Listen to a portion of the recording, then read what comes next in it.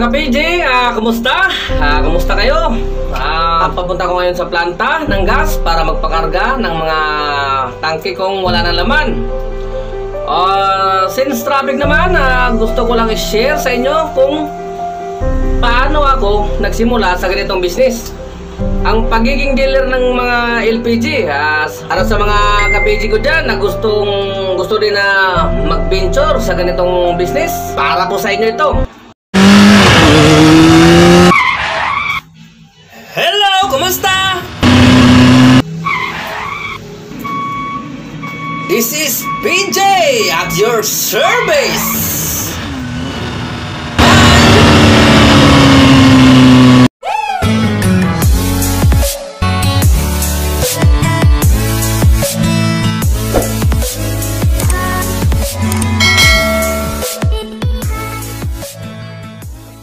Okay, welcome back mga ka-PG. Kagaya nga ng sinabi ko kanina, paano nga ba ako nagsimula? Noong una, ang business ko ay sari-sari store. Wala akong idea about LPG, kundi ginagamit ko lang siyang pangluto. So, one day, yung bayaw ko na may alam sa negosyong to, kinausap ako at inintroduce sa akin ang tungkol sa LPG. Naging interesado kami ni Mrs. Kaya yun, tinulungan na niya kaming tuluyang makapasok sa ganitong business.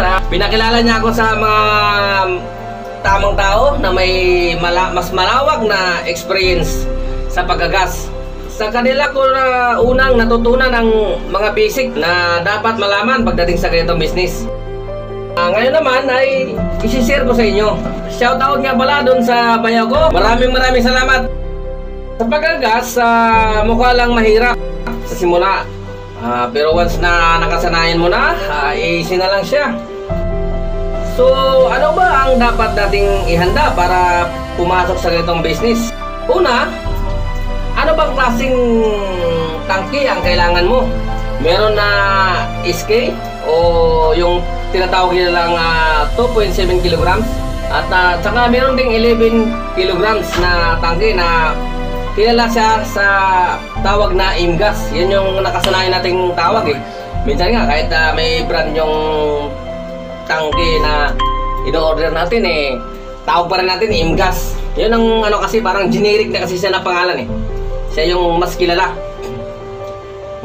Karaniwan nating ginagamit sa ating mga bahay.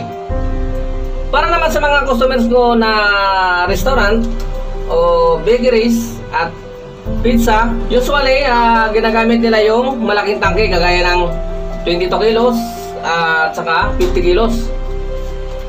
Pero syempre, since na mag-uumpisa pa lang kayo sa business na ito, pwede na mag-focus muna sa super galan at 11 kilos na IMGAS. Nung nagsimula ako, meron lang akong tig 5 piraso niyan.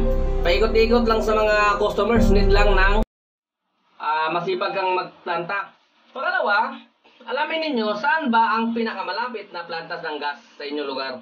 Siyempre, mas malapit na planta, mas makakatipid kayo sa gasolina at sa oras.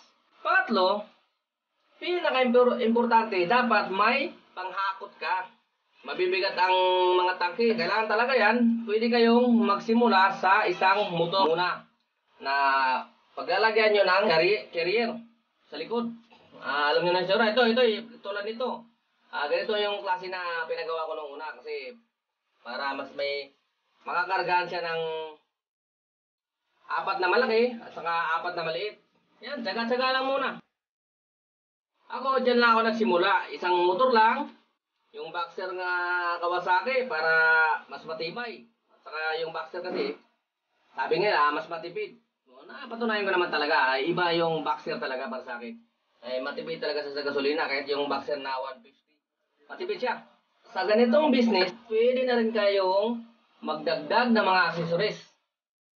Kagaya ng regulator, hose, ski burner, single burner, saka yung double burner na kalan. At mga maliliit na accessories.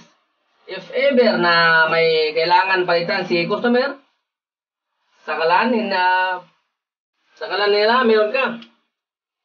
Dapat din matutunan mong magkalikot ng mga burner. At yung paglilinis, dapat marunong kayo dyan. Noong una, aminado ako, wala akong alam dyan.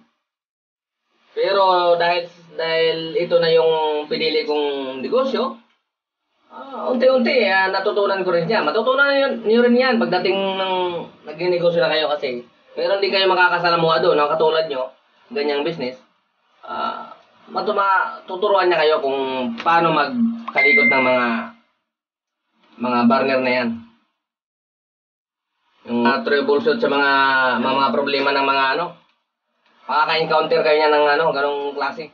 So, para kampante din yung mga customer dahil nararamdaman nila na maalaga kayo, hindi nila sila pinapabayaan. Yun yung mga gusto ng mga customer. So, andito na nga tayo. Ito na siya.